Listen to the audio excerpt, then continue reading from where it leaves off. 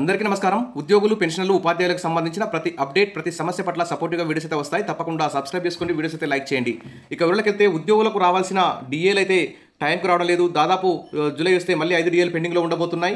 PRC 5 ఏళ్లకోసారి ఇవ్వాల్సిన PRC కూడా ఇవ్వకపోవడం వల్ల ఉద్యోగులు అయితే లక్షల్లో నష్టపోతున్నారు. కాబట్టి ఉద్యోగులందరూ కూడా మరి ప్రభుత్వాన్ని అయితే డిమాండ్ చేశారు. కానీ ఒకే ఒక్క డిఏ ఇచ్చింది. మళ్ళీ 6 నెలల తర్వాత ఇంకో డిఏ ఇస్తామని చెప్పింది. అసలు పీఆర్సీ గురించి అసలు అతిగతి లేదు.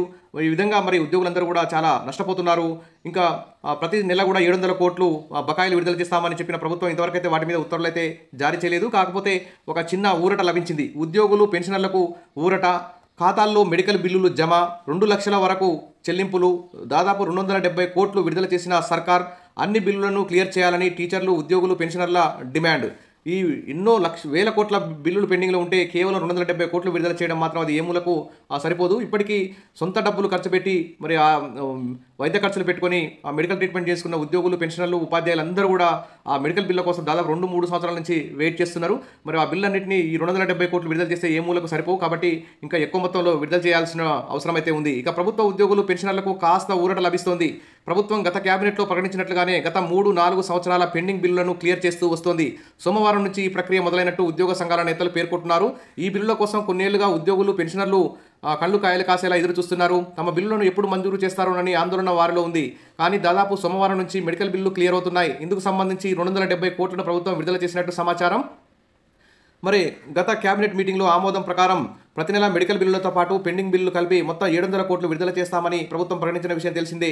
ఇందుకు అనుగుణంగానే ఉద్యోగులు, ఉపాధ్యాయులు, పెన్షనర్ల ఖాతాల్లో నేరుగా బిల్లులు అయితే జమ అవుతున్నాయి. మొత్తం బిల్లులు 10,000 కోట్లు ఉంటే ఈ 270 కోట్లు విడుదల చేస్తే ఏ మూలకు సరిపోతుంది?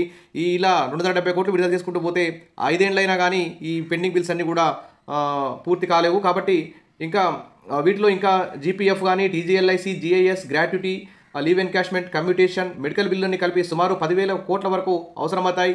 రాష్ట్రంలో దాదాపు 25 లక్షల నుంచి 30 లక్షల మంది రాష్ట్ర ప్రభుత్వ ఉద్యోగులు, పెన్షనర్లు ఉన్నారు. వీరందరూ అనారోగ్యం బారిన పడితే ముందుగా జేబుల నుంచి పెట్టుకొని తర్వాత ప్రభుత్వానికి రీఎంబర్స్మెంట్కి అప్లై చేసుకుంటున్నారు. మరి ఆ ఫైల్ అటు ఇటు తిప్పి ఆ ఫైలు మరి రావడమే 2 సంవత్సరం పడుతుంది. మళ్ళీ మెడికల్ బిల్ రావాలంటే మొత్తం 3-4 ఏళ్ళు కానీ 3-4 ఏళ్ల తర్వాతనే ఈ మెడికల్ బిల్స్ అయితే పడుతున్నాయి. మరి ఆ తర్వాత బిల్లులు లబ్ధిదారుల ఖాతాలో జమ కావాలంటే తక్కువలో తక్కువ మరో 6 నెలల పైన సమయం పట్టే అవకాశం ఉంది. ఇలా 2021 నుంచి రావాల్సిన బిల్లులు కూడా ఉన్నట్లు ఉద్యోగ సంఘాలు చెప్తున్నారు. అంటే 4 ఏళ్ల నుంచి కూడా ఇంతవరకు బిల్లులు అయితే రాలేదు. కాబట్టి మిగతా బిల్లులు ఎప్పుడు ఇస్తారని చెప్పేసి